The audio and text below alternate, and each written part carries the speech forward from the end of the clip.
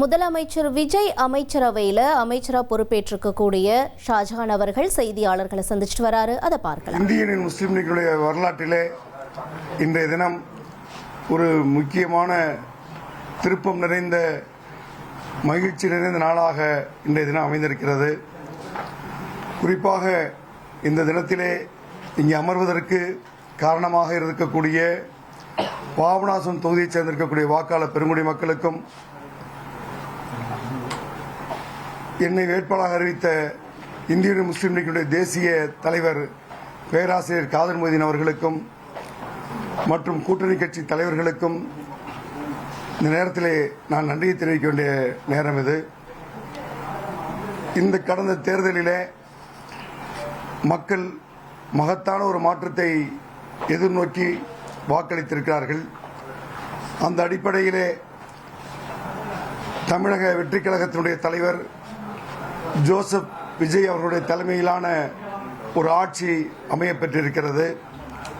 அந்த ஆட்சிக்கு பெரும்பான்மை அமையக்கூடிய விதத்திலே அவருடைய வேண்டுகோளை ஏற்று இந்திய யூனியன் முஸ்லீம் லீக்கினுடைய தேசிய தலைமையும் மாநில தலைமையும் நன்கு ஆலோசித்து தமிழகத்திலே ஒரு நிலையான ஒரு நல்லாட்சி அமையப்பெற வேண்டும் என்ற ஒரு நோக்கத்திலே இந்த ஆட்சிக்கு இந்திய யூனியன் முஸ்லீம் லீக் நிபந்தனையற்ற ஆதரவளிக்கிறது என்ற கடிதத்தை முஸ்லீம் லீக் தலைமை கடந்த வாரம் வழங்கி இந்த ஆட்சி அமைவதற்கு துணை நிற்போம் என்ற உறுதியையும் அளித்திருந்தது.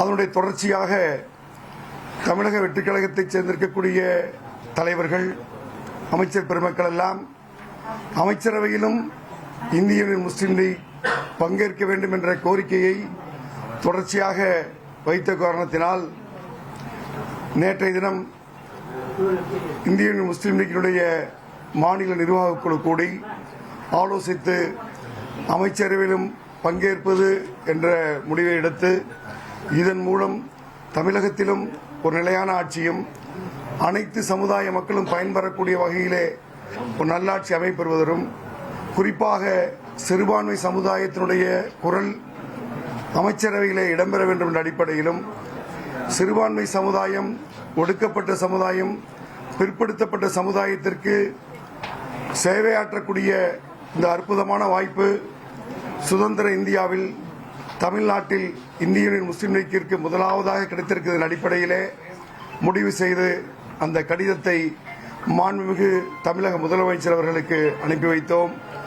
அந்த அடிப்படையிலே இன்று காலை ஆளுநர் மாளிகையிலே மிகச் சிறப்பான முறையிலே பதவியேற்பு விழா நடந்து முடிந்திருக்கிறது.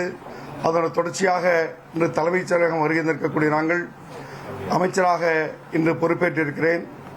மக்களுடைய எதிர்பார்ப்பை பூர்த்தி செய்யக்கூடிய வகையிலே இந்தியாவிலே முதன்மை மாநிலமாக தமிழகத்தை உயர்த்தி கொண்டு செல்ல வேண்டும் என்ற அடிப்படையிலே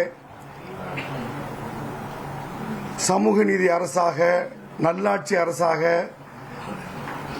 சமய நல்லிணக்கத்தை வலியுறுத்தக்கூடிய அரசாக இந்த அரசு செயல்படும் என்பதை இந்த நேரத்தில் தெரிவித்துக் கொள்கிறேன். நன்றி. மாற்றத்துக்காக வாக்களிக்க சொன்னீங்க. சிறுபான்மையினத்தில் என்ன மாதிரி மாற்றங்கள் கொண்டு வருவீங்க?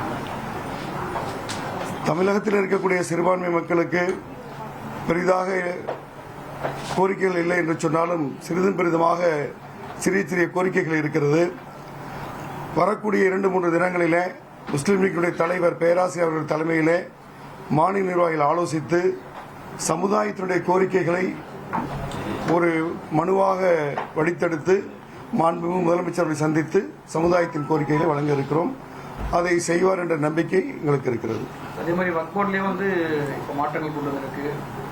அந்த மாதிரி மாற்றங்கள் ஏற்கனவே கேட்பீங்க. வக்ஃப் போர்டில் என்ன மாற்றங்கள் கேட்குறீங்க? புது சட்டத்தை நாங்கள் ஏற்குவதில்லை என்று சொல்லியிருக்கோம். கடந்த ஆட்சியும் அதை ஏற்க மாட்டோம் என்று சொல்லியிருக்கோம்.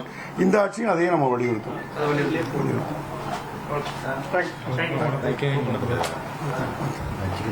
ஒரு கோடியே 28 லட்சம் மனங்களை வென்ற தந்தி டிவி யூடியூப் சேனல். தவிர்க்க முடியாத தம்ப்நெயில், கலக்கலான கான்டென்ட்ஸ். நீங்களும் இந்த குடும்பத்தில் இணைய இப்பவே சப்ஸ்கிரைப் பண்ணுங்க. அசுரபலம் கொண்ட எங்கள் டிஜிட்டல் கரங்களில் உங்கள் விளம்பரங்களை சேர்க்க வாட்ஸ்அப் பண்ணுங்க. 8939888838. Email advttv@dttv.in.